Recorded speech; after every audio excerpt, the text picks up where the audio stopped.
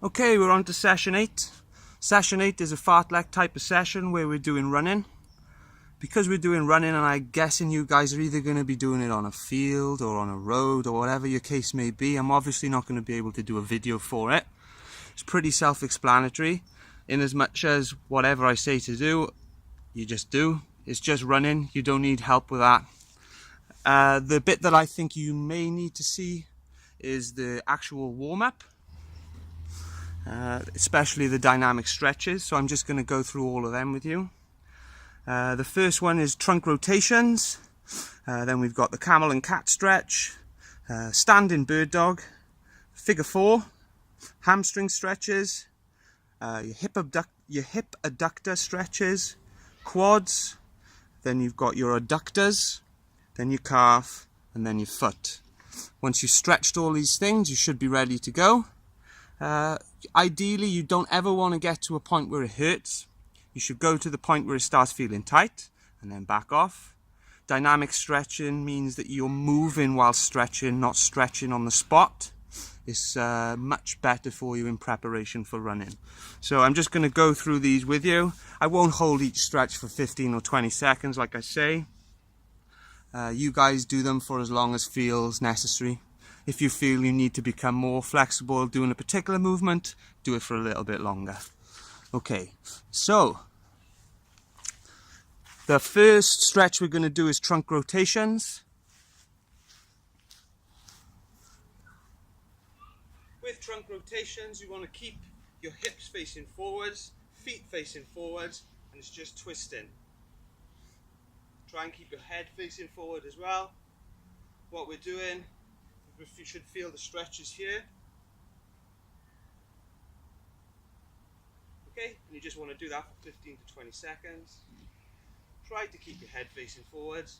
Obviously it's going to swivel a little bit, and that's absolutely fine. Okay, so the next one is the camel and cat stretch. You come down on your knees, on your hands, and this is just warming up your back. You go up to the camel, head down, and then the cat is the opposite way around. So camel to cat. And just do that a few times until it starts to feel a bit looser. Then you've got the standing bird dog, which is that. Some people will do it opposites, which is fine.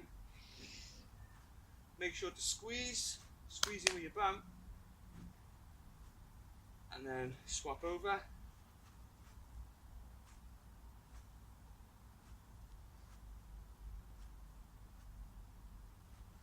Okay, after you've done that, we want to stretch the outside of your bum. This is the figure 4 stretch.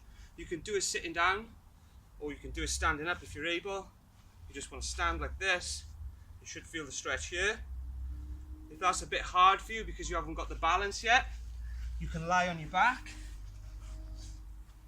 You put your foot on this leg, then you pull this leg up. It's the same stretch, but you're lying down. And then swap over, do the same thing. And you should feel the stretch here. Okay, you just check. So the next one we're going to go through is hamstrings. It's a straight leg kick. I don't ever want your legs to be coming up further than your waist, because then you're actually stretching your back. We want to keep the legs straight and come up. Keep your toes. This with your toes is dorsiflexion. You don't want that. You want your toes coming up towards your shin. Always have your toes lifted up. And you just kick. Okay, I'm not forcing anything. I'm keeping my legs straight. And you should feel the stretch behind here. That's your hamstrings. Okay, the next one is the hip abductors. So we want to go into a split stance. And this one is quite hard to do. So what you actually want to do is tilt your pelvis forwards and backwards. And you should feel the stretch here.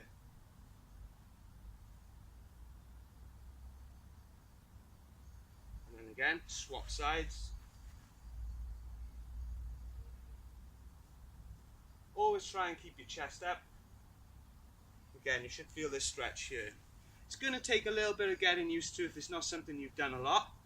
Just work with it. Just play around with it. Eventually you'll start to feel the stretch where you're meant to feel it. Stick with that. Find the places where you get that good stretch. Okay, so the next one is quads.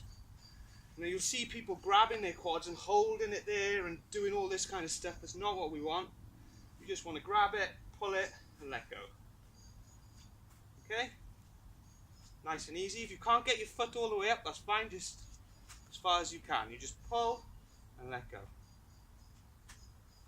You're not really benefiting if you just hold it.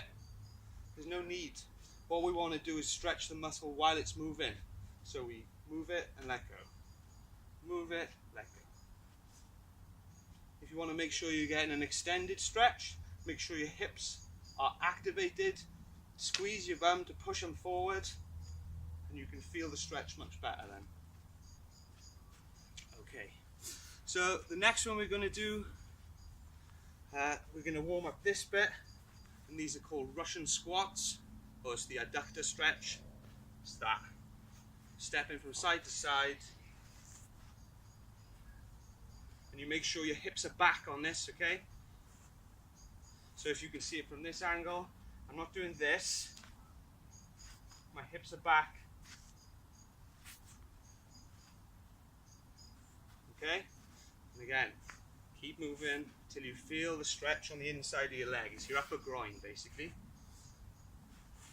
Okay, the last one, well, one but last, is calf. Ideally, if you've got something to step up on to stretch it, that's great.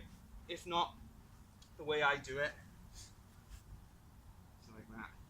You want to try and get your heel on the floor, and you can just bounce on it a little bit until you feel the stretch. Swap over.